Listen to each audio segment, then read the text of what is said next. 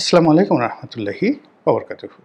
সম্মানিত দর্শক, বাংলাদেশের রাজনীতিতে এখন জামাত সবচেয়ে নিঃসঙ্গ এবং সবচেয়ে সংকটময় একটি অবস্থা তারা পার করছে। যদিও বলা হয়ে থাকে যে গত এক বছরে তারা যে সফলতা দেখিয়েছে, সফলতা পেয়েছে এবং যে রাজনৈতিক সুযোগ সুবিধা ভোগ করছে, সেক্ষেত্রে ধরে নেওয়া হয় যে বর্তমান ইউনূস সরকারের অত্যন্ত ঘনিষ্ঠ এবং সরকারের উপর প্রভাব বিস্তারকারী সংগঠন যদি কেউ থাকে বাংলাদেশে, এক নম্বর প্রতিষ্ঠানটি হলো জামায়াতে ইসলামী বাংলাদেশ। এই দলটি ইতিহাসের বিভিন্ন সময়টিতে তারা সুযোগ পেয়েছিল। তারা যখন প্রতিষ্ঠিত হয়েছিল ব্রিটিশ জামানাতে, তখন সর্বশেষ যে ব্রিটিশ ভাইসরয় ছিলেন লর্ড মাউন্ট ব্যাটেন, তিনি অর্থাৎ আবুল আল্লাহ মওদুদী সাহেব লর্ড মাউন্ট ব্যাটেনের খুব ঘনিষ্ঠজন ছিলেন এবং তিনি পাকিস্তান চাননি, তিনি ঐক্যবদ্ধ ভারত চেয়েছিলেন। এগুলো এক। দ্বিতীয়ত, পরবর্তীতে যখন আবার বাংলাদেশের মুক্তিযুদ্ধ হলো, ঠিক ওই সময়টাতে ইয়াহিয়া খান টেক্কা খানের সঙ্গে জামায়াত ইসলামী বাংলাদেশে একটা সম্পর্ক ভালো হয়ে যায়, পশ্চিম পাকিস্তানে নয়, এই পূর্ব বাংলায়। তারপরে আবার যখন জিয়াউর রহমান সাহেব আসলেন, তার সঙ্গে জামাতের একটা ভালো সম্পর্ক হয়, এরশাদ সাহেবের সঙ্গে একটা ভালো সম্পর্ক হয়। এরপর বিএনপির সঙ্গে এক দফা ক্ষমতায় তারা ক্ষমতা শেয়ার করলো 2001 থেকে 2006 পর্যন্ত।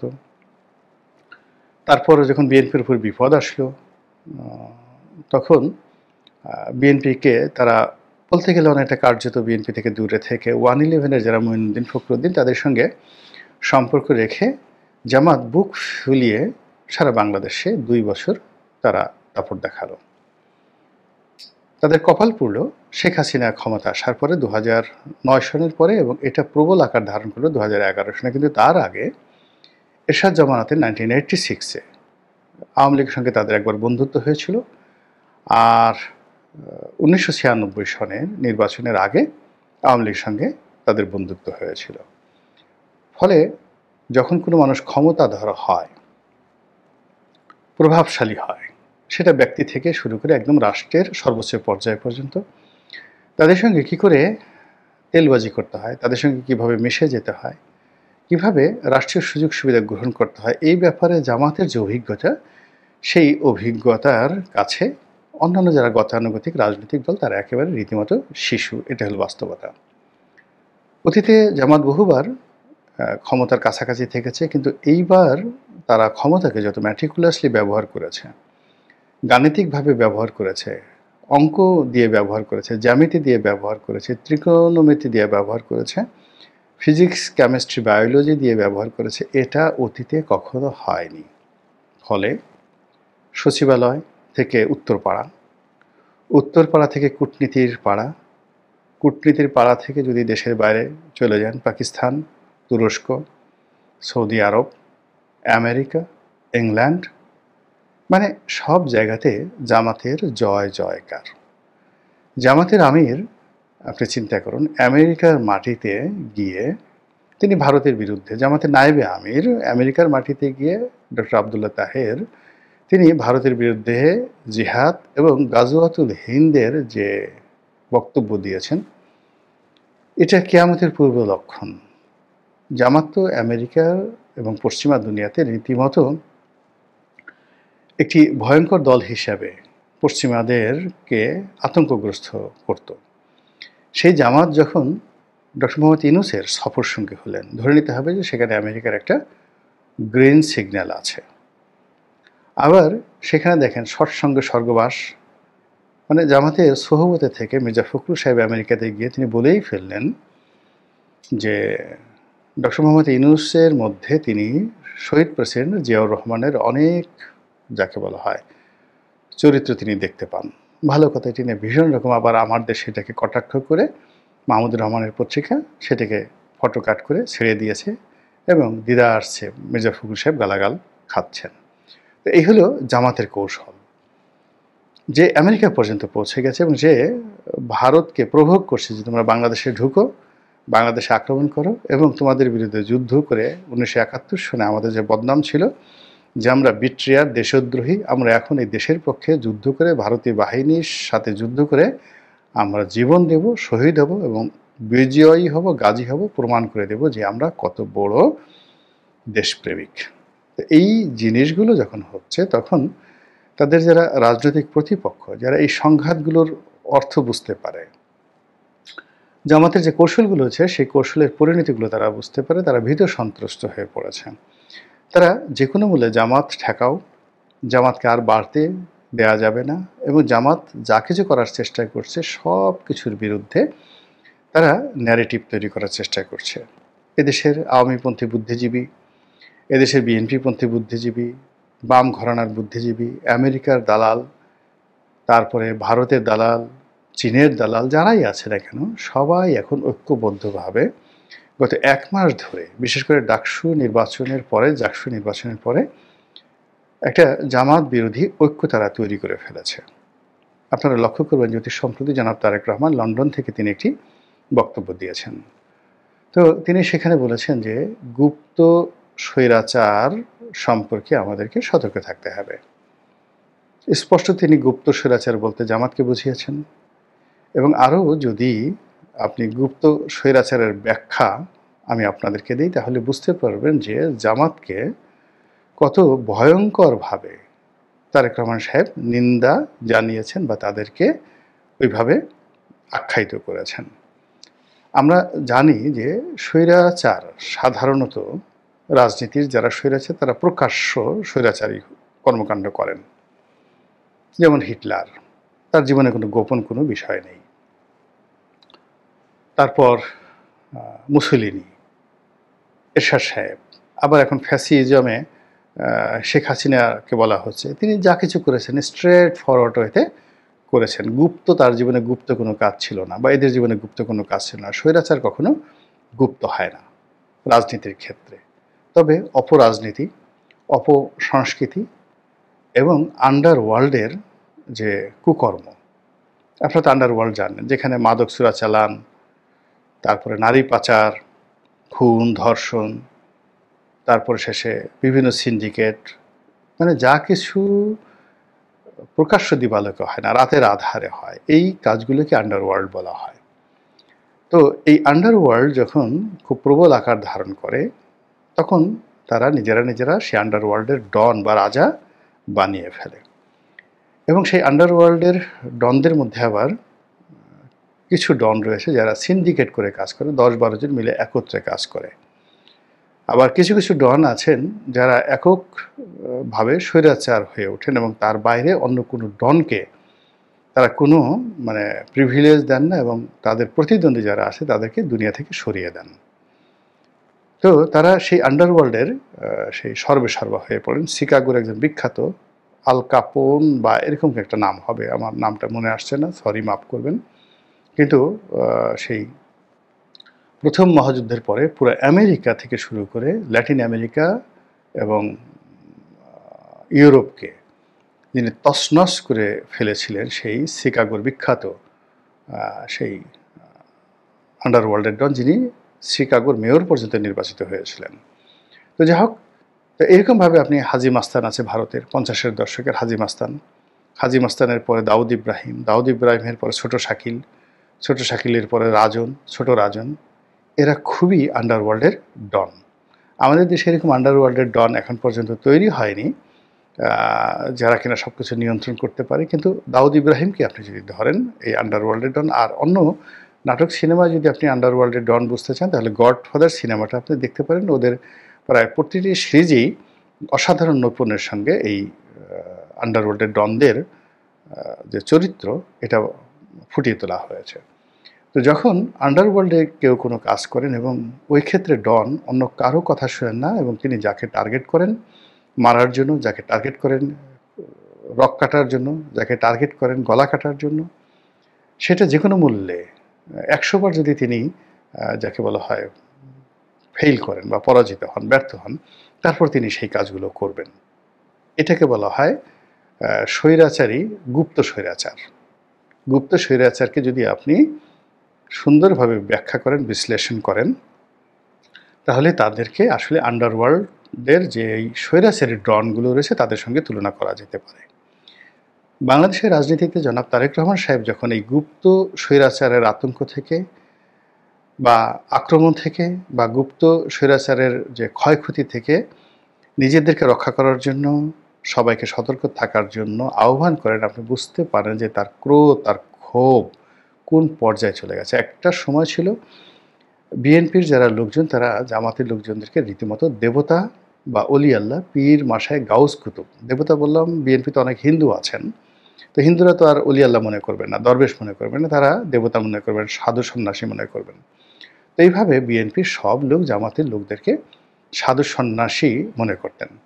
বিএনপির মধ্যে যে সকল মুক্তিযোদ্ধা ছিলেন, যারা জামাতের সমালোচনা করতেন, চেষ্টা করতেন বা করেছেন, প্রায় সকলেই চাকরি হারিয়েছেন, পদপদবি হারিয়েছেন এবং রাজনীতিতে তাদের যে প্রভাব ছিল বিএনপি রাজনীতিতে সেটা হারিয়েছেন। এবং বলা হয়ে থাকে বেগম জিয়া নিজেও জামাতকে খুব ভালোবাসতেন, আর তারেক রহমান সাহেব আরও বেশি ভালোবাসতেন। জামাতকে আশ্রয় দেওয়ার জন্য, প্রশ্রয় দেওয়ার জন্য তিনি তার যে সর্বোচ্চ ক্ষমতা সেটা তিনি প্রয়োগ করেছেন। কিন্তু কালের বিবর্তনে এসে এই সম্পর্কটি এখন এমন একটা পর্যায়ে চলে গেছে যে তিনি এদেরকে গুপ্ত সংগঠন হিসেবে আখ্যায়িত করেছেন, গুপ্ত স্বৈরাচার হিসেবে তাদেরকে গালি দিচ্ছেন। আর এই কাজগুলো হয়েছে মূলত সাম্প্রতিক যে দুটো নির্বাচন হলো, সেই জাকসু নির্বাচন, জাহাঙ্গীরনগর বিশ্ববিদ্যালয় কেন্দ্রীয় ছাত্র সংসদ এবং ডাকসু নির্বাচন। এবং এই নির্বাচনে আওয়ামী লীগ যা করতে পারেনি তার চেয়ে 1000 গুণ শিক্ষা বিএনপিকে এই জামাত দিয়ে দিয়েছে। ফলে বিএনপি তার সর্বশক্তি নিয়ে তার মিত্রদেরকে একত্র করে এবং তাদের যত লিঙ্কেজ রয়েছে সমস্ত লিঙ্কেজকে জড়ো করে এই সংগঠনটির বিরুদ্ধে জনমত তৈরি করা, তাদেরকে রাজনৈতিকভাবে মোকাবেলা করা, রাজপথে মোকাবেলা করা এবং কূটনৈতিকভাবে মোকাবেলা করার জন্য তারা বলতে গেলে সর্বাত্মক যুদ্ধ শুরু করে দিয়েছে। অন্যদিকে জামাত তো বসে নেই, যেহেতু তারা গুপ্ত সংগঠন, এখন বিএনপির মধ্যে কে যে জামাতের এজেন্ট, কার কাছে যে জামাতের তোহফা যাচ্ছে, কাকে যে জামাত রিক্রুট করে রেখেছে, এটা নিয়ে বিএনপির মধ্যে সবচেয়ে আতঙ্ক বেশি।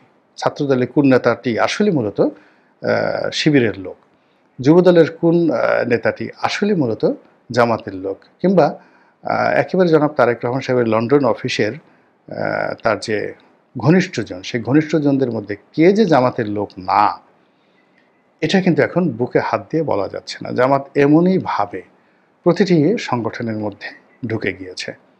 এই যে গুপ্ত রাজনীতি, এই গুপ্ত রাজনীতি জামাতকে ইতিহাসের সবচেয়ে সুন্দরতম একটা জায়গাতে রেখেছে বটে, কিন্তু তাদের যারা প্রতিপক্ষ তাদের জীবনটাকে রীতিমতো তামাতামা করে দিয়েছে। সবার মধ্যে আতঙ্ক, সবার মধ্যে ভয়, সবার মধ্যে দুশ্চিন্তা। আমার পাশে যে বসে আছে সে কি জামাত?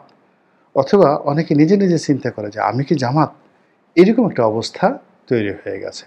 ফলে মুখোমুখি দুটো পক্ষ, প্রকাশ্য একটি পক্ষ, গুপ্ত একটি পক্ষ। এখন গুপ্ত পক্ষের জয়লাভ হয় না প্রকাশ্য পক্ষের জয়লাভ হয়, সেটাই দেখার বিষয়। মহান আল্লাহ আমাদের সবাইকে হেদায়েত দান করুন এবং হেফাজত।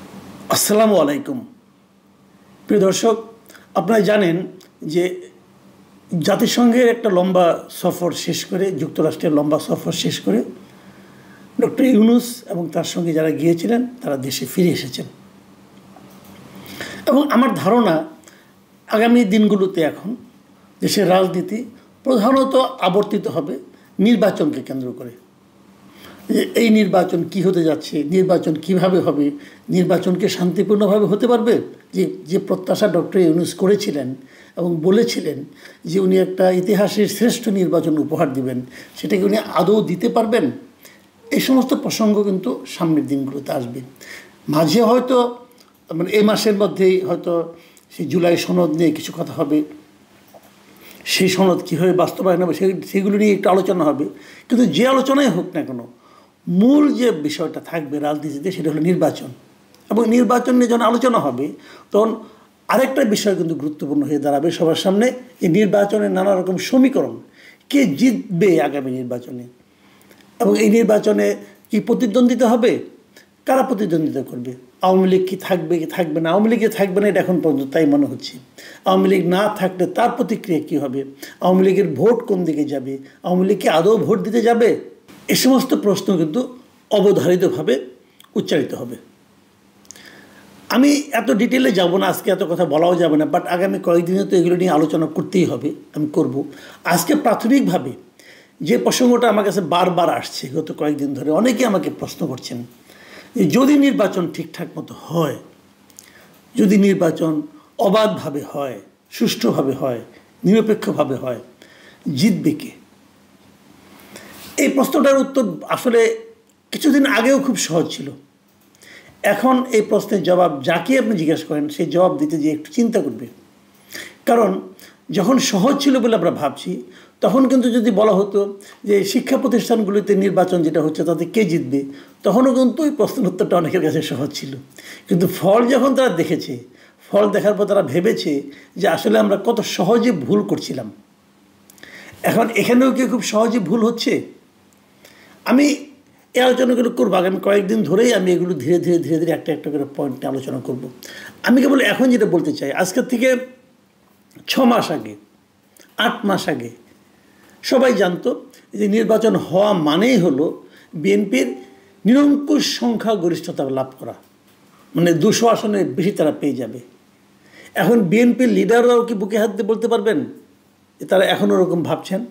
পারবেন না।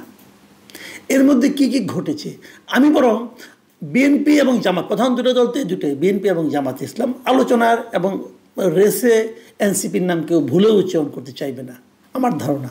তাহলে মূলত যদিও নাসিরউদ্দিন পাটোয়ারি আশা করতেছে তারা 200 জিতবে, 150 উপরে জিতবে, সেটা তার ব্যাপার, অনেকে অনেক কিছু ভাবেন। কিন্তু আমি যদি বিএনপি এবং জামাতে ইসলামকে ধরি, তাহলে আমি বরং এই দুটো দলের পজিটিভ নেগেটিভ কিছু দিক নিয়ে আলোচনা করি। পজিটিভটা আরেকদিন করবো, আজকে বরং নেগেটিভ দিকগুলো আলোচনা করি, যে কোন কোন নেগেটিভ দিকের কারণে বিএনপি পিছিয়ে যাচ্ছে এবং কোন কোন নেগেটিভ দিক জামাতের জন্য বেশ কার্যকর হিসাবে প্রতিভাত হচ্ছে। দেখুন, আমি আগে বিএনপির নেগেটিভ দিকগুলো বলি। বিএনপির নেতাদের জন্য আমি বলছি, বেসিক্যালি এই আলোচনাগুলো আমি করছি তারা যেন আত্ম উপলব্ধি করতে পারেন তাদের সমস্যাগুলি কোথায় কোথায়। আমার বিবেচনা, সবই আমার বিবেচনা, কিন্তু আমার বিবেচনায় বিএনপি আওয়ামী লীগ সরকার চলে যাওয়ার পর গত 1 বছরের বেশি সময়ে তারা জনগণের মন জয় করার জন্য কোনো পদক্ষেপ নিতে পারেনি। এটা একদম বেসিক কথা। কি কেন্দ্রীয় পর্যায়ে কি আঞ্চলিক পর্যায়ে, কোথাও না। কেন্দ্রীয় পর্যায়ে সময় কেটে গেছে নির্বাচন তাড়াতাড়ি দাও, নির্বাচন তাড়াতাড়ি দাও সরকারের কাছে এমন আহাজারির মাধ্যমে। আর সময় কেটে গেছে কিছু কিছু আঞ্চলিক পর্যায়ে, কিছু কিছু প্রত্যন্ত অঞ্চলে তৃণমূল পর্যায়ে কিছু কিছু লোককে বহিষ্কার করা নিয়ে। আর বিএনপির নেতৃবৃন্দের মধ্যে বড় বড় নেতা যারা আছে তাদের মধ্যে একটা আত্মম্ভরী ভাব ছিল যে তারা তো নির্বাচনে বিজয়ী হতেই যাচ্ছে। এই বিষয়গুলো জনগণ ভালোভাবে নেয়নি। এবং তৃণমূল পর্যায়ে বিএনপির নেতাদের, মানে ওখানে যারা নেতা ছিল, স্থানীয় পর্যায়ের নেতা যারা, তাদের চাঁদাবাজি এবং মামলাবাজি মানুষকে আসলে অতিষ্ঠ করে তুলেছে। এগুলো বিএনপির জন্য একদম নেগেটিভ দিক। বিভিন্ন জায়গায় মব হয়েছে এই সরকার আমলে, এই মবগুলো সব কিন্তু আবার বিএনপির জন্য চায়নি। ম্যাক্সিমাম মব করেছে এনসিপির নামধারী এবং আপনার বৈষম্যবিরোধী ছাত্র আন্দোলন নামধারী তারা করেছে। কিন্তু কিছু কিছু মবের জন্য বিএনপিকেও কিন্তু দায়ী করেছে, বিএনপি অথবা ছাত্রদলকেও কিন্তু দায়ী করা হয়েছে। এর পাশাপাশি আরেকটা কাজ হয়েছে, বিএনপি আঞ্চলিক পর্যায়ে যতটুকু না অপকর্ম কুকর্ম করেছে তার চেয়ে বেশি সেগুলোকে জনগণের সামনে তুলে ধরা হয়েছে, দেখানো হয়েছে, দৃশ্যমান করা হয়েছে। এই কাজটা করেছে জামাত। জামাত খুব সুন্দরভাবে তাদের সংগঠিত যে আপনার প্রচার মাধ্যম আছে, সোশ্যাল মিডিয়া আছে, তার মাধ্যমে তারা বিএনপির এই সমস্ত ঘটনাগুলোকে অনেক সময় বিবর্ধিত করে প্রচার করেছে, যাতে বিএনপির ইমেজ আরও বেশি ক্ষুণ্ণ হয়েছে। আর বিএনপির আরও একটা নেগেটিভ দিক ছিল যে বিএনপির কেন্দ্রীয় নেতার গত 1 বছরেও দেশে উপস্থিত না থাকতে পারাটা। মানুষ জানে না যে তারা যাদেরকে প্রাইম মিনিস্টার বানাতে চাচ্ছে সে লোকটা দেখতে কেমন, সে লোকটার অবয়ব কেমন, সে কীভাবে হাঁটে, কীভাবে কথা বলে, কেউ জানে না। তার খেলে ছবি দেখে সবাই। এটা এদেশের সাধারণ মানুষকে মুগ্ধ করেনি, সাধারণ মানুষকে আশাবাদী করেনি। এই জিনিসটা হলো বিএনপির নেগেটিভ কয়েকটা দিকে আমি আপাতত বললাম। আগামীতে আরও 2-1 করে বলবো। পজিটিভ দিকে কিছু আছে সেগুলো পরে বলবো। এখন আমি জামায়াতে ইসলামের কয়েকটা নেগেটিভ দিক বলি। জামায়াতে ইসলাম কিন্তু এই ডাকসু নির্বাচনের আগ পর্যন্ত খুব বিনয়ী ভঙ্গিতে তারা কিন্তু ছিল, এবং তাদের মধ্যে জনগণ ডাউন টু আর্থ বলতে যা বোঝায় এরকম একটা মনোভাব তাদের মধ্যে তাদের আচরণে আমরা দেখতে পেয়েছি। কিন্তু যেই নাকি ডাকসু এবং জাকসু নির্বাচন হয়ে গেল, ঢাকা ইউনিভার্সিটি এবং জাহাঙ্গীরনগর ইউনিভার্সিটি, এই দুটো ইউনিভার্সিটিতে তারা ব্যাপক জয় পাওয়ার পর, নিরঙ্কুশ জয় আমি বলবো, ব্যাপক জয় পাওয়ার পর তাদের মধ্যে এক ধরনের তাদের নেতাদের বডি ল্যাঙ্গুয়েজে আমি চেঞ্জ দেখেছি, কথাবার্তায় একটা চেঞ্জ দেখেছি, এবং তাদের অতি আত্মবিশ্বাসী বলে আমার কাছে মনে হয়েছে। তারা যেন বোঝাতে চেয়েছে যে এই রেজাল্টই সারা দেশে হবে। আসলে কি হবে এটা নিয়ে নানা ধরনের বিতর্ক আছে, সেই বিতর্কগুলো নিয়ে আমরা পরে আলোচনা করবো আস্তে আস্তে। কিন্তু এখন যেটা নিয়ে আমি বলতে চাচ্ছি, জামাতের নেতাদের মধ্যে এই যে পরিবর্তনটা, এই পরিবর্তনটা কিন্তু অনেকে আবার ভালোভাবে নেয়নি। আরেকটা জিনিস তারা নেয়নি, সেটা হলো জামাতের নেতাদের মধ্যে চটকদার কথা বলার একটা প্রবণতা আমরা লক্ষ্য করেছি। যেমন ধরা যাক, একই বিষয় নিয়ে একাধিক নেতা এক এক রকম কথা বলেছেন। যেমন কয়েকদিন আগে একদম দেশ টিভিতে একটা আলোচনা সভায় একজন নেতা উনি বললেন যে ওনারা অবশ্যই শরিয়া আইন কায়েম করবেন। এর আগে আবার আবদুল্লাহ মোহাম্মদ তাহের, উনি আবার ভারতের একজন শিক্ষাবিদ, বাংলাদেশ বিশেষজ্ঞ বলা যায় যাকে, শ্রীরাধা দত্ত, তাকে উনি যেভাবে বলেছিলেন, তাকে প্রশ্ন করা হয়েছিল আপনারা কি জিতলে পরে শরিয়া আইন চালু করবেন? তখন তাহের সাহেব বলেছিলেন আমরা কি কোথাও বলেছি আমরা শরিয়া আইন চালু করব? অর্থটা কি? এর অর্থ হলো ওনারা শরিয়া আইন চালু নাও করতে পারেন। তাহলে এটা কিন্তু ওনার অন্য নেতাদের বক্তব্যের সঙ্গে মিলছে না। জামাতকে এই জিনিসটা স্পষ্ট করতে হবে, তারা আসলে কি চায়। তারা কি আসলে শরিয়া আইন কায়েম করতে চান নাকি চান না, নাকি তারা শরিয়া আইন সম্বন্ধে এরকম অস্পষ্ট ধোঁয়াশা একটা অবস্থা রেখে মানুষের ভোট নেওয়ার পর তারপর তারা শরিয়া আইন কায়েম করবেন? তো এটা কি এক ধরনের প্রতারণা হয়ে যাবে না? রাজনীতিতে প্রতারণা হয়তো চলে, কিন্তু যে রাজনীতিটা ধর্মের উপর নির্ভর করে, ভিত্তি করে হয়, যারা ধর্মের কথা বলেন, ধর্মভিত্তিক রাজনীতির কথা বলেন, তাদের কাছ থেকে কিন্তু প্রতারণা মানুষরা দেখতে চায় না। এই জিনিসটা জামাত ইসলামকে এখনই ক্লিয়ার করতে হবে, তারা শরিয়া আইন কায়েম করতে চান কি চান না। আরেকটা জিনিস যেটা নাকি জামাতের আমি মনে করি সবচেয়ে নেগেটিভ দিক এই মুহূর্তে এখন পর্যন্ত, তারা যেটাকে পজিটিভ মনে করছে বলে আমার ধারণা, তারা পিয়ার নিয়ে আন্দোলন করছে। তারা পিয়ার কায়েম করবে, পিয়ার ব্যবস্থা নির্বাচন করতে চায়, অমুক চায় তমুক চায়।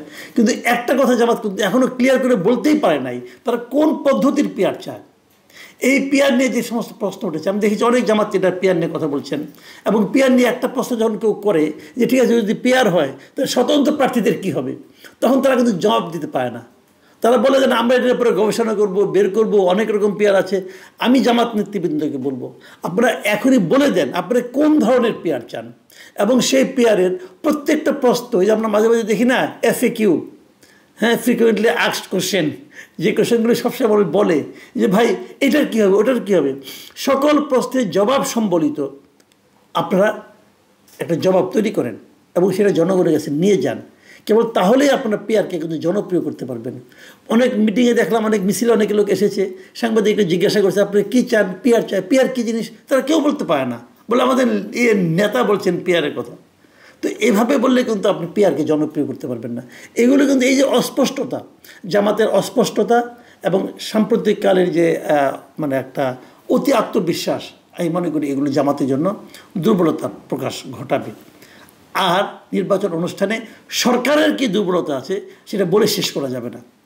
এই সরকার কতটুকু সবলভাবে নির্বাচনটা সম্পন্ন করতে পারবে তা নিয়ে কিন্তু আমার সন্দেহ রয়ে গেছে। প্রিয় দর্শক, আগামীতে এই নির্বাচনে বিভিন্ন ইস্যু নিয়ে, বিভিন্ন দিক নিয়ে আমি হয়তো আরও কিছু আলোচনা করব। গদিতে কতদিন থাকবেন এটা তাদের ইচ্ছা, 10, 5 কিংবা 50 বছরের স্বপ্ন। সেখানে যে কমেন্টগুলো পেয়েছি সেখান থেকে কয়েকটা আপনাদের পড়ে শোনাই এবং 2-1টার মধ্যে আমি হয়তো আলোচনা করব। মোহাম্মদ ফারাদুল রহমান লিখেছেন, গুরুত্বপূর্ণ তথ্যগুলো সুন্দরভাবে বিশ্লেষণ করার জন্য আপনাকে অসংখ্য ধন্যবাদ। মকবুল হুসেন তালুকদার তিনি লিখেছেন, বিএনপিকে ভেড়া বানানোর জন্য আওয়ামী ভয় দেখানো হচ্ছে। বেশি বাড়াবাড়ি করলে আওয়ামী লীগের উপর থেকে যে কোনো সময় নিষেধাজ্ঞা উঠিয়ে নিবে, তখন বিএনপি 2/3 মেজরিটি দুঃস্বপ্নে পরিণত হবে। শিমন বাশার লিখেছেন, আসসালামু আলাইকুম মাসুদ ভাই, ডিসেম্বরের মধ্যে শেখ হাসিনার একটা বিচারের রায় হয়ে যাবে ইনশাল্লাহ, আওয়ামী লীগের কার্যক্রম নিষেধাজ্ঞা উঠে যাবে। মোহাম্মদ হাবিবুর রহমান মল্লিক লিখেছেন, স্বপ্ন তো সবারই থাকে আজীবন থাকার, ওই যে কত বছর থাকবে সেই প্রসঙ্গে আলোচনা করেছেন উনি। মোহাম্মদ আশরাফ লিখেছেন, আমার চোখে মাসুদ কামাল ভাই বাংলাদেশের 1 নম্বর বিশ্লেষক। ভাই এটা মনে হয় একটু বাড়াবাড়ি হয়ে গেল, যাই হোক। জালাল আহমেদ লিখেছেন, আওয়ামী লীগকে পুরোপুরি নিষিদ্ধ করতে হবে। দেখুন, আমাদের একটাই কন্টেন্টে কিন্তু বিভিন্ন ধরনের মতামত কিন্তু আসছে। কেউ বলছেন যে ডিসেম্বরের মধ্যে আওয়ামী লীগের আবার নিষেধাজ্ঞা উঠে যাবে, আবার কেউ বলছেন আওয়ামী লীগকে পুরোপুরি নিষিদ্ধ করতে হবে। আবার ডক্টর ইউনূসের চিন্তা ভাবনা নিয়ে অনেকে অনেক ধরনের কথা বলছেন। মোহাম্মদ আলামিন ইসলাম লিখেছেন, নিজের মতামতে যে সর্বশ্রেষ্ঠ ভাবে সেও স্বেচ্ছাচারী। মাসুদ ভাই, আপনি এখন শুধু সরকারের ভুল ধরার জন্যই বসে থাকেন দেখি। আপনার মতো জ্ঞানী লোক বলেন তো কতটা বুদ্ধি স্ট্র্যাটেজি দিয়ে সরকারকে হেল্প করেছেন।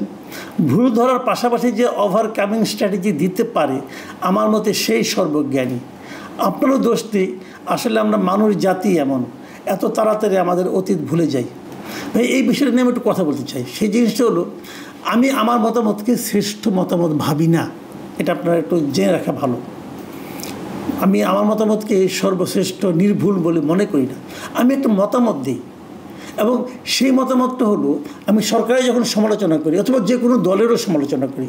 আমি গত কয়েকদিনের মধ্যে ধরেন আওয়ামী লীগের সমালোচনা তো করেই যাচ্ছে অনেক দিন ধরেই, সরকারের সমালোচনা করি, বিএনপির সমালোচনা করি, সবারই সমালোচনা করি। তো যা সমালোচনা করি তার কি প্রশংসা করি না? সেটাও তো করি।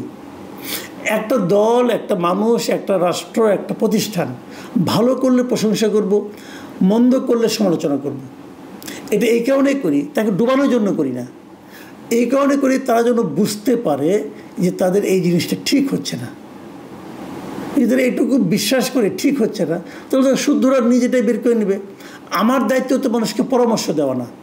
আর আমার পরামর্শ সরকার নেবে কেন? সরকার বলবে পরামর্শ দেওয়ার জন্য তো আমরা বেতন দিয়ে কিছু লোক রেখেছি, যারা তাদের কাছ থেকে বেতন নিচ্ছে তারা পরামর্শ দিবে। ওটা তো আমার কাজ না। আমার কাজ হলো ভুলটা ধরিয়ে দেওয়া। আমি যেটাকে ভুল মনে করি সেটাই যে ভুল তাও কিন্তু না, সেটা ভুল নাও হতে পারে। আমি আমার মতটা প্রকাশ করি, আপনি আপনার মতটা প্রকাশ করেন। সবগুলি মত থেকে সরকার তার নিজস্ব করণীয়টা বেছে নিতে পারবেন। এরপরে মতামত লিখেছেন গান বাংলা।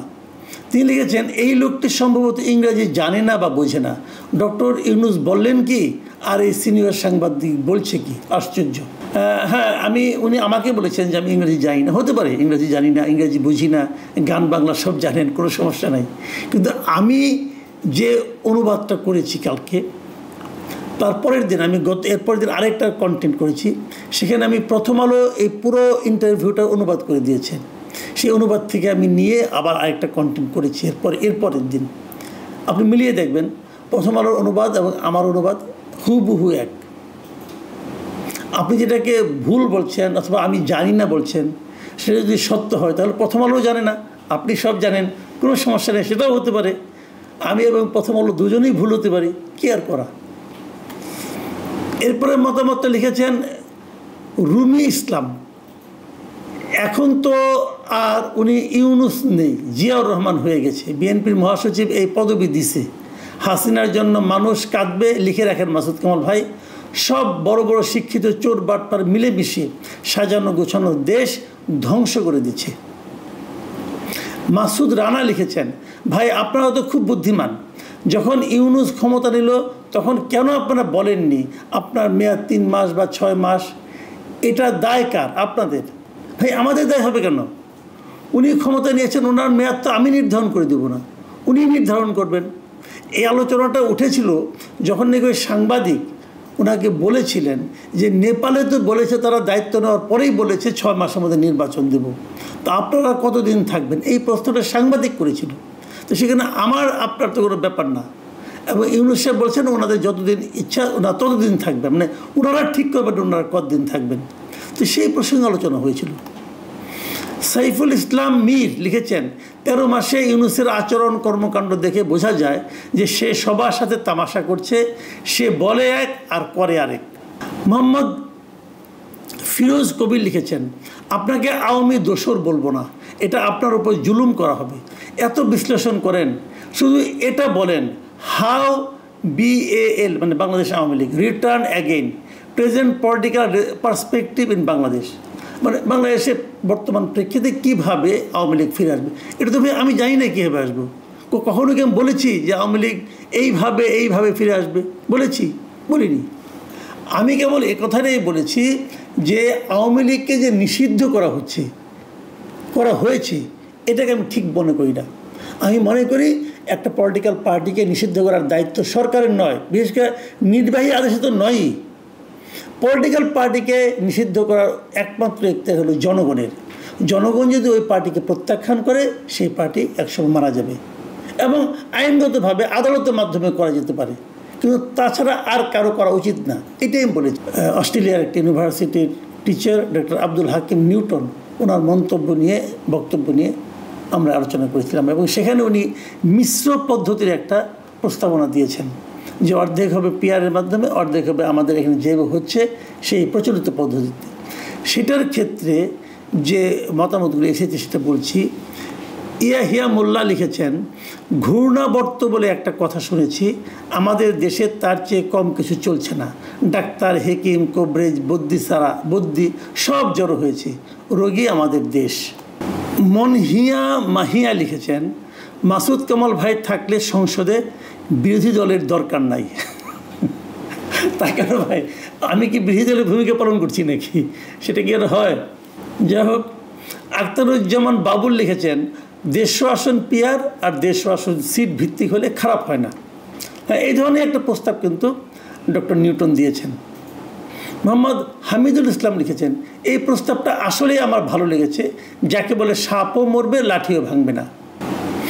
মোহাম্মদ রহমান লিখেছেন, আমার মনে হয় একটা নির্বাচনের মাধ্যমেই নিম্নকক্ষে প্রচলিত পদ্ধতিতে এবং উচ্চকক্ষে পিআর পদ্ধতি অনুসরণ করলে খরচ কমবে এবং সরকার তার সুবিধা মতো আইন প্রণয়নে সক্ষম হবে না, ঝুলন্ত সংসদ হবে না।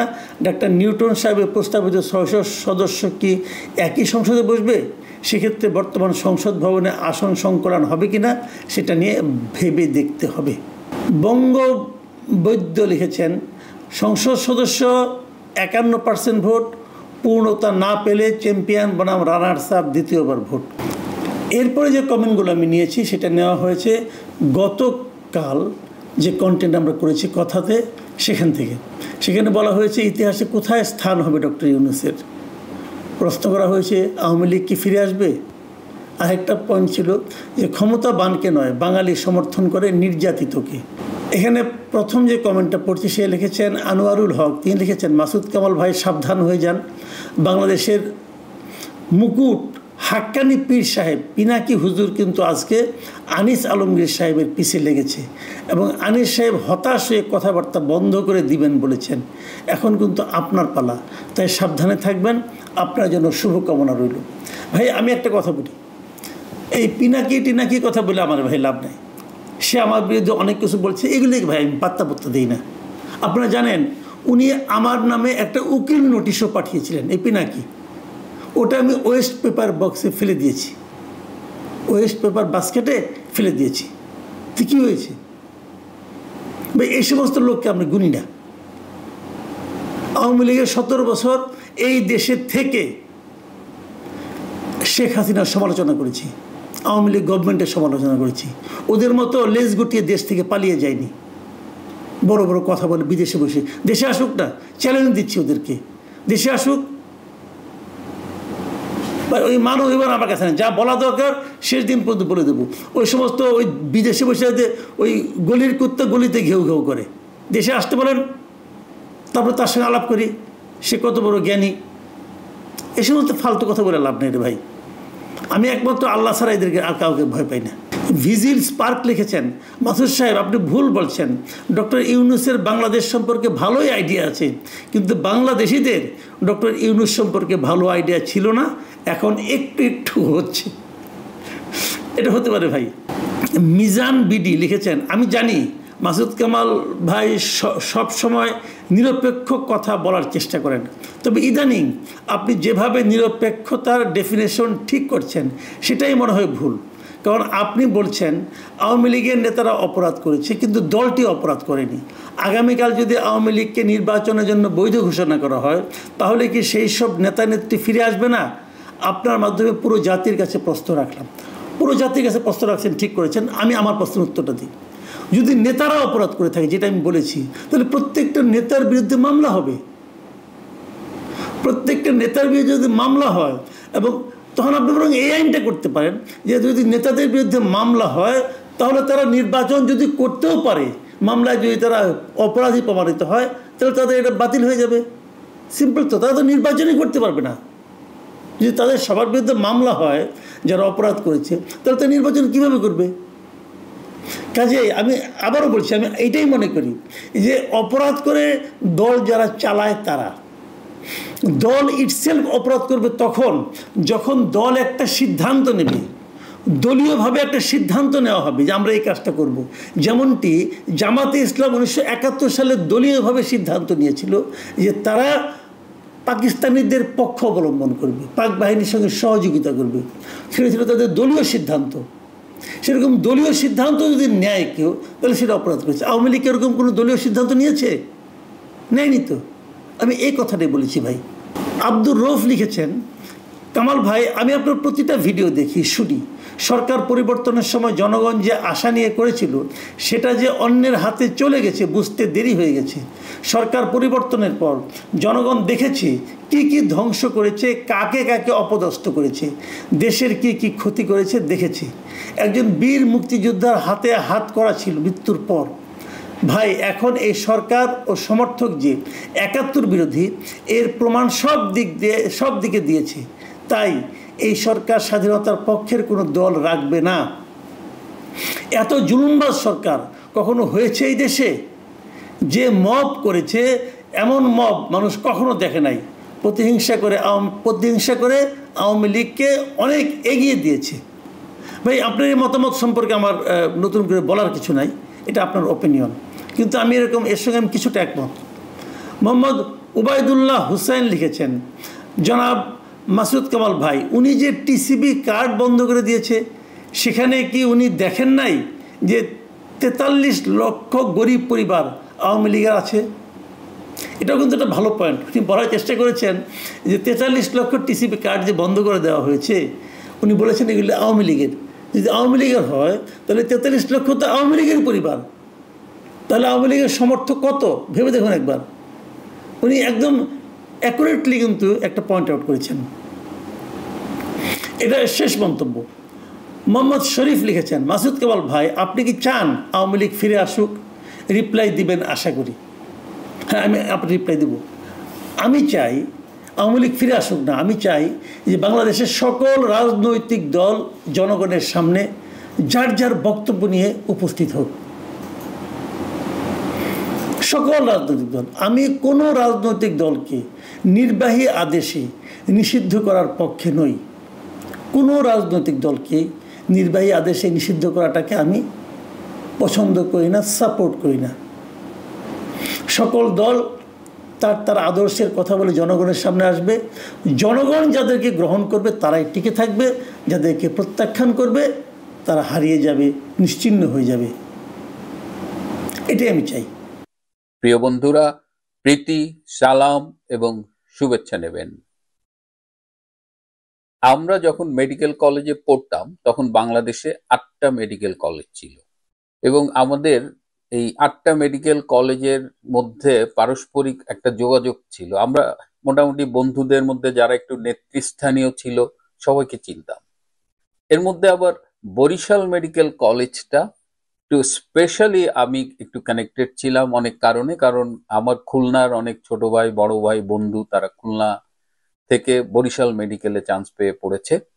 তো বিভিন্ন প্রোগ্রামে, স্পেশালি ছাত্রলীগের প্রোগ্রামে, বিশেষ করে নবীন বরণে আমরা লঞ্চে উঠে চলে যেতাম, ব্যাস রাত্রে উঠতাম, সকালে যেয়ে পৌঁছতাম বরিশাল। তো যখনই বরিশাল মেডিকেল কলেজের আলোচনা করি, তখনই বরিশাল মেডিকেল কলেজের পারভেজ ভাই, মোহিত ভাই, আমার বন্ধু প্রয়াত হাদি, লেখক মিজানুর রহমান কল্লোল, কিংবা ছোট ভাই নাজির, শাহিন, মান্নান, কামরুল, আবার তোফায়েল ভাইয়ের মেয়ে পড়তেন মুন্নি, ইলিয়াস আহমেদ চৌধুরী, যে আমাদের সবাই দাদা ভাই বলতেন, ওনার ছেলে লিটন চৌধুরী বোন মিতা পড়তেন।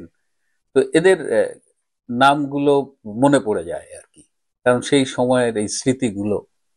তো আজকে আমি হঠাৎ আবার কেন বরিশাল মেডিকেল কলেজের কথা বলছি, যে কয়েকদিন ধরে দেখছি যে কিছুদিন পর পর ফেসবুকে আসে যে তোফায়েল ভাই মারা গেছে, আওয়ামী লীগের নেতা তোফায়েল আহমেদ। হ্যাঁ, এবং যারা যে এই খবরটা বলছে তোফায়েল আহমেদ মারা গেছে, এরা কিন্তু আবার অধিকাংশই আওয়ামী লীগেরই লোকজন। তারা খুব খারাপ উদ্দেশ্য নিয়ে বলছে না, তারা খুব দুঃখ পেয়েছে যে তোফায়েল ভাই মারা গেছে, ঠিক আছে খবরটা একটু সামাজিক যোগাযোগ মাধ্যমে জানিয়ে দেই। কিন্তু বাস্তবতা হলো যে তোফায়েল আহমেদ আসলে তখনও জীবিত। হ্যাঁ, তো মানে উইথ গুড ইন্টেনশন একটা মিথ্যে সংবাদ সামাজিক যোগাযোগ মাধ্যমে বারবার ভাইরাল করা হচ্ছে, এবং এটা ভাইরাল হতে হতে দেখা যায় যে আওয়ামী লীগের ইম্পর্টেন্ট সামাজিক যোগাযোগ মাধ্যমে এটা চলে আসতেছে সামহাও। তো এটা কেন হচ্ছে, এবং এটা কি, এবং এখন যে আলোচনাটা হচ্ছে সেটা আরো সিরিয়াস, যে তোফায়েল ভাই মারা গেছে, ক্লিনিক্যালি ডেথ, তাকে লাইফ সাপোর্ট খোলা হচ্ছে না, কারণ তাকে কোথায় কবর দেওয়া হবে। তিনি বলে গেছেন যে তার মৃত্যুর পরে মায়ের কাছে ভোলায় যেন কবর দেওয়া হয়, পারিবারিক গোরস্থানে। সরকার নাকি বলছে যে না, তাকে সীমিত লোক সমাবেশ ঘটিয়ে বনানীতে কবর দিতে হবে, যেটা হয়েছে আমাদের এই নুরুল মজিদ হুমায়ুন, সাবেক শিল্পমন্ত্রী, মারা যাওয়ার পরে তার জানাজায় যেন খুব কম লোক আসে, মানে খুব ডিস্টার্ব করেছে সরকার, কিন্তু দেখা গেল যে লক্ষাধিক লোক তার জানাজা পড়েছে। তো তোফায়েল আহমেদের মৃত্যু, মানে কেন লাইফ সাপোর্টটা খোলা হচ্ছে না এসব বলা হচ্ছে, এবং তার কারণ হিসেবে দাঁড়ান করানো হচ্ছে যে সরকার এই এই শর্তগুলো দিচ্ছে। তার মানে সরকার এবং তোফায়েল আহমেদের পরিবার একটা মুখোমুখি দ্বন্দ্বে জড়িয়ে গেছে, এরকম একটা পরিস্থিতি আমরা সামাজিক যোগাযোগ মাধ্যমে বা বিভিন্ন মিডিয়ায় দেখছি। আসলে কি হয়েছে, এই কথাটা বলবার আগে আমি একটু বলে নিই যে তোফায়েল ভাই অনেকদিন ধরেই শয্যাশায়ী, বার্ধক্যজনিত রোগে ভুগছেন, বিভিন্ন অসুখ আছেন, হার্টের সমস্যা আছেন। তো তোফায়েল ভাইয়ের যে শারীরিক অবস্থা, তাতে আল্লাহ না করুক, মানে যে কোনো সময় যে কোনো কিছু হয়ে যেতে পারেন। এবং এইবার তিনি যে স্কোয়ারে ভর্তি হয়েছেন গত 28শে সেপ্টেম্বর, রবিবার। উনি ভর্তি হয়েছিলেন বেসিক্যালি, ওনার শ্বাসকষ্ট হচ্ছিল, ওনার জ্বর হয়েছিল, জ্বর থেকে ওনার লাংসে ফুসফুসের সংক্রমণ হয়েছিল। ওনার সংক্রমণে ওনার ফুসফুসের যে বাম সাইডটা, তার নিচের অংশে একটা নিচের অংশটা মানে একটা সমস্যা হয়েছিল। তো সেই জায়গা থেকে তাকে হাসপাতালে এনে তাকে সিসিইউতে ভর্তি করা হয়, যে সিসিইউ হলো কার্ডিয়াক করোনারি ইউনিট, যেটা মানে এখানে সিমিলার টু আইসিইউ বলা যায়, মানে যদি সাদা মাথায় বলি। সিসিইউতে ভর্তি করা হয়েছিল এই কারণে, আইসিইউতে না করে, তার কিছু হার্টের সমস্যা ছিল, এবং সিসিইউতে তার পরিচিত ডাক্তাররা যারা ছিলেন, তার ম্যানেজমেন্টটা আর একটু কনভিনিয়েন্ট হতো, এই কারণে সিসিইউতে ভর্তি করা হয়েছে। এবং যেদিন প্রথম ভর্তি করা হয়েছে, উনি ওই দিন 100% অক্সিজেন সাপোর্টে ছিলেন, একদম 100%। আমরা এই যে বাতাস থেকে অক্সিজেন নিই, আমরা সাধারণত 21% অক্সিজেন নিই। তো তোফায়েল ভাই রবিবার 100% অক্সিজেন সাপোর্টে ছিলেন। সোমবার সেই সাপোর্টটা, অক্সিজেন সাপোর্টটা 50%-এ নেমে আসে, এবং তাকে যে অ্যান্টিবায়োটিকটা দেওয়া হয়েছিল লাংসের ইনফেকশন কন্ট্রোল করার জন্য, সেই অ্যান্টিবায়োটিকটা কাজ করা শুরু করেছে। এবং আজকে 2 তারিখ, 1 তারিখে তার অক্সিজেন রিকোয়ারমেন্ট ছিল 35%। দেখেন, 100% থেকে 35%-এ নেমে আছে। এবং আজকেও এই মুহূর্তে যখন কথা বলছি, আর আধা ঘন্টা আগেও এই 35% অক্সিজেন রিকোয়ারমেন্ট ছিল। আজকে ডাক্তাররা ভেবেছিলেন যে তার ভেন্টিলেটর সাপোর্টটা খুলে নেবে, কিন্তু খোলার আগে যে ফাইনাল চেকগুলো করেছে, তখন দেখা যায় কিডনি ফাংশন টেস্ট, যে আপনারা যারা জানেন যে ব্লাড ইউরিয়া এবং ক্রিয়েটিনিন, এটার মাত্রা একটু হাই ছিল বলে আজকে আর ডাক্তাররা ঝুঁকি নেয়নি, আজকে আর তার লাইফ সাপোর্টটা খুলে নেয়নি। বাট ওভারঅল তোফায়েল ভাইয়ের শারীরিক অবস্থা এই মুহূর্তে উন্নতির দিকে, এবং তিনি যেদিন ভর্তি হয়েছিলেন তার ব্লাড প্রেশার খুব কম ছিল, এবং সেটি বাড়ানোর জন্য যে ওষুধটা দেওয়া হয়েছিল সেটি আজকে একদম মিনিমাম ডোজে দেওয়া হচ্ছে। তার মানে ওভারঅল এই যাত্রায় তোফায়েল ভাই মানে ভালো করছে না। কিন্তু আমি আগেও বলেছি যে তোফায়েল ভাইয়ের যে অবস্থা তাতে যে কোনো সময় যে কোনো কিছুই হতে পারে। সুতরাং এই অবস্থায় সবার কাছে একটা অনুরোধ যে প্লিজ তোফায়েল ভাইয়ের মানে স্বাস্থ্য সম্পর্কে নিশ্চিত না হয়ে আগাম বারবার মৃত্যুর সংবাদ দিয়েন না। এবং এইখানে যে বিষয়টা বলা হচ্ছে যে তোফায়েল ভাইয়ের কবর দেওয়া সংক্রান্ত সরকারের নির্দেশনা, এটি সম্পূর্ণ ভুয়া। এরকম কোনো কথা বা এরকম কোনো শর্ত সরকারের পক্ষ থেকেও দেওয়া হয়নি। পারিবারিক সূত্রে আমি নিশ্চিত হয়েছি যে পরিবারের সাথে সরকারের এইসব বিষয়ে কোনো আলাপই হয়নি। তোফায়েল ভাইয়ের এই কোথায় কবর দেওয়া হবে এটা নিয়ে আসলে এখন কেউ ভাবছেন না। তোফায়েল ভাই বলে গেছেন মৃত্যুর পরে পারিবারিক গোরস্থানে মায়ের কাছে যেন কবর দেওয়া হয়, এটাই আছে। এটা নিয়ে অন্য কারো পক্ষ থেকে কোনো রকমের ইন্টারফারেন্স নাই। কিন্তু এই যে বারবার সামাজিক যোগাযোগ মাধ্যমে এইভাবে তার আগাম মৃত্যুর ভুয়া সংবাদ প্রচারিত হচ্ছে, এটা পরিবারের জন্য ভীষণ বিব্রতকর এবং এটা মানসিকভাবেও তাদের উপরে একটা বাড়তি অপ্রয়োজনীয় কিন্তু বাড়তি একটা চাপ সৃষ্টি করছে। এই চাপটা তাদের এই মুহূর্তে প্রাপ্য না, কারণ তারা এমনিতেই চিকিৎসা নিয়ে সবকিছু মিলিয়ে তারা তারা তো একটা এমনিতেই তারা স্ট্রেসড। তো যারা এই ভালো অর্থেই তোফায়েল ভাইয়ের মৃত্যু সংবাদ রটাচ্ছেন তাদের কাছে অনুরোধ, প্লিজ তোফায়েল ভাইয়ের জন্য দোয়া করবেন। তোফায়েল ভাই আমাদের আওয়ামী লীগের একজন নেতা, বঙ্গবন্ধু শেখ মুজিবুর রহমানের অত্যন্ত স্নেহভাজন এবং জননেত্রী শেখ হাসিনার একজন রাজনৈতিক সহযোদ্ধা নেতা। এবং তোফায়েল ভাইয়ের একটা জিনিস আমি একটু বলি, উনি সবসময় বলে he is a very high profile leader আর কি। ইতিহাসের একটা অধ্যায় বলা চলে। বঙ্গবন্ধু উনি যে ডাকসুর ভিপি ছিলেন, বাংলাদেশের স্বাধীনতা সংগ্রামে মুক্তিযুদ্ধে তার যে ভূমিকা, এগুলো একদম স্বর্ণাক্ষরে লেখা থাকবে। এবং বঙ্গবন্ধু তাকে ভীষণ স্নেহ করতেন, নেত্রীর সাথেও তিনি বিশ্বস্ততার সাথে রাজনীতি করেছেন। আজকে মানে প্রাকৃতিক কারণে বয়সের কারণে তিনি আজকে এই প্রান্তে এসেছেন, বিভিন্ন শারীরিক অসুখ বিসুখে ভুগছেন, কিন্তু নিজেকে সব সময় তিনি বলতেন যে আমি আওয়ামী লীগের একজন কর্মী। এবং বঙ্গবন্ধুর সম্পর্কে তার স্মৃতি এবং তার তিনি বইও আত্মজীবনীমূলক বইটইও আছে তার, হ্যাঁ, সবকিছু লিখে গেছেন। তো আমরা তোফায়েল ভাইয়ের জন্য দোয়া করি, ওনার জন্য যা ভালো হয়, আল্লাহ যেটাই ওনার জন্য লিখে রেখেছেন সেটাই যেন হয়। এবং তিনি এই যাত্রায় যেহেতু ইমপ্রুভ করছেন, আমরা দোয়া করি যে তিনি আবার বাসায় সুস্থ হয়ে ফিরে যান এবং তার জীবন শান্তিতে কাটুক, সময় শান্তিতে কাটুক। যা তার ভাগ্যে লেখা আছে, আল্লাহ যা করেন সেটা যেন হয়। তো সবার কাছে বিনীত অনুরোধ, পরিবারের সাথে সম্পর্কিত বা মুন্নির একজন বড় ভাই হিসেবে বা তোফায়েল ভাইয়ের আমি আমি আমার ব্যক্তিগতভাবে তোফায়েল ভাইয়ের কাছে আমার কিছু ছোট ছোট ঋণ আছে, সেটা আমি পরে কোনোদিন বলবো। বাংলাদেশে দীর্ঘ ছুটি চললেও রাজনীতি কিন্তু ছুটিতে নেই, বরং কোথাও কি যেন একটা দানা বাজছে। আমরা খবর পাচ্ছি কিন্তু আবার নিশ্চিত হতে পারছি না। কিন্তু এই যে পেছনে কিছু একটা ঘটছে, যেটাকে ইংরেজিতে বলা হয় সামথিং ইজ বিং কুকড, এই খবরটা কিন্তু অনেক জায়গায় পৌঁছে গেছে। এই যে আমি যে শুরুতে যে ভিডিওটা দেখালাম, এই ছেলেটা কদিন আগে বলেছিল এনসিপি 300 আসনে জিতবে, তারপরে বলল 150 আসনে জিতবে।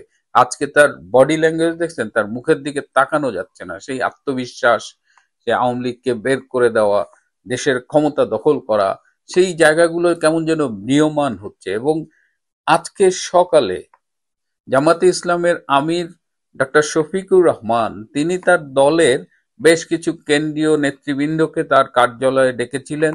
সে মানে আমি বলবো এরা থিঙ্ক ট্যাঙ্ক, এদের যে কেন্দ্রীয় পরিষদটা আছে তার মেম্বার কয়েকজনকে তিনি ডেকেছিলেন এবং সেখানে বেশ গুরুত্বপূর্ণ কিছু আলোচনা হয়েছে। সেই মিটিং এ উপস্থিত ছিলেন এমন একজনের একটা সূত্রে পাওয়া খবরে জানতে পারলাম যে ডক্টর শফিকের কণ্ঠ জুড়ে ভীষণ হতাশা ছিল এবং তিনি তিনি মানে কি বলবো আর কি, মানে এটা যারা ছিলেন তারা আশা করেননি যে এতটা হতাশ কণ্ঠে এই গত এক বছরে তাকে কথা বলতে শোনা যায়নি। জামাতে ইসলাম খুব ভালো করেই জানে যে তারা যতই ভারত বিরোধিতা করুক না কেন, বাংলাদেশের আহ, যদি আপনি জিওগ্রাফিক্যালি চিন্তা করেন, তিন দিকে ভারত, একদিকে বঙ্গোপসাগর, এবং বাংলাদেশের রাজনীতিতেও কিন্তু এরকম অবস্থা। এই ভারত কিন্তু বাংলাদেশের রাজনীতির গতি প্রকৃতি নির্ধারণে একটা গুরুত্বপূর্ণ ফ্যাক্টর, এবং জামাত ইসলাম এটা বোঝে বলেই তারা কিন্তু ভারতের সাথে একটা সুসম্পর্ক করার জন্য অনেক চেষ্টা করেছে। জামাতের আমির এর আগে বলেছেনও, ভারতের কাছে তারা বিভিন্ন সূত্রে প্রস্তাব পাঠিয়েছেন যে জামাতে ইসলাম ভারতের সাথে একটা সুসম্পর্ক চায়, কিন্তু ভারত সরাসরি না করে দিয়েছে। ভারত জামাতে ইসলামকে বিশ্বাস করে না।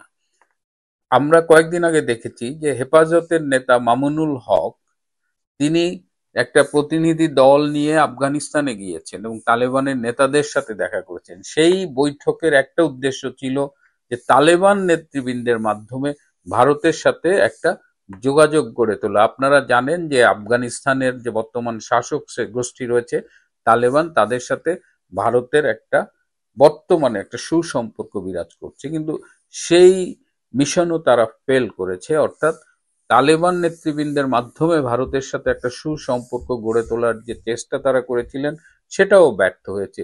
এই পরিস্থিতিতে আজকে এবং আরো কিছু ঘটনা ঘটেছে, কিছু আপনারা টেরও পাচ্ছেন। হ্যাঁ, আমি গতকাল যেমন বলেছি, ডক্টর ইউনূস বলেছেন যে আওয়ামী লীগের কার্যক্রম এখন ব্যান করা আছে, প্রয়োজনে সচল করা হবে, এরকম বলেছেন। আবার ডক্টর ইউনূসের তো ধরেন একবার এক এক কথা বলে, কিন্তু এই কথাটা যে তিনি বলেছেন সেটি একেবারে যে ফেলে দেওয়া যায় তা না, যদিও আওয়ামী লীগ তার এই কথায় বিশ্বাস করছে না কিংবা গুরুত্ব দিচ্ছে না। যাই হোক, ফিরে আসি। তো ডক্টর শফিকুর রহমান শেষে যে কথাটি বলেছেন অত্যন্ত গুরুত্বপূর্ণ।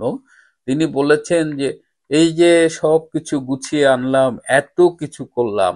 আপনারা জানেন যে এই যে জুলাই আগস্টের গত বছরের যে জঙ্গি আন্দোলনটা হয়েছিল, জঙ্গি অভ্যুত্থান, জঙ্গি সেনা অভ্যুত্থান, সেটির পেছনে কিন্তু জামাত জড়িত ছিল, শিবির জড়িত ছিল, কিন্তু তারা স্বনামে সামনে আসেনি। সেই জায়গা থেকে বলছে যে এত কিছু করলাম, এবং তারা কিন্তু ক্ষমতায় যাওয়ার স্বপ্নে একদম বিভোর হয়ে গিয়েছিল। ডাকসুতে তাদের প্যানেল জিতিয়েছে, জাকসুতে জিতিয়েছে, ইলেকশন ম্যানিপুলেশন হোক আর যাই হোক, এবং তারা প্রশাসনে বিশ্ববিদ্যালয়ে তাদের লোক বসিয়েছে। সব দিক মিলিয়ে তারা ক্ষমতায় একেবারে চলে গিয়েছে, এরকম একটা অবস্থা। তো সেই জায়গা থেকে তিনি বলেছেন, তাহলে কি আমাদের তীরে এসে তরি ডুবে গেল? প্রিয় বন্ধুরা, এই শেষ বাক্যটার মধ্যে অনেক কিছু রয়েছে। আপনারা চোখ কান খোলা রাখুন। এই মাসটা বাংলাদেশের রাজনীতিতে, বাংলাদেশের রাজনীতির গতি প্রকৃতি এবং বাংলাদেশের ভবিষ্যৎ কোন দিকে যাবে, ভবিষ্যৎ নির্ধারণের জন্য অত্যন্ত গুরুত্বপূর্ণ একটা মাস। এই অক্টোবর মাসটা আমরা খুব কেয়ারফুলি অবজার্ভ করি, দেখি কোথাকার পানি কোথায় গড়ায়। তার আগে জামাতের এই হতাশা, তীরে এসে কি তরি ডুবে গেল? প্রিয় বন্ধুরা, আজ এ পর্যন্তই। ভালো থাকবেন, সুস্থ থাকবেন, তার চেয়েও জরুরি হলো নিরাপদে থাকবেন। সবাইকে অনেক ধন্যবাদ।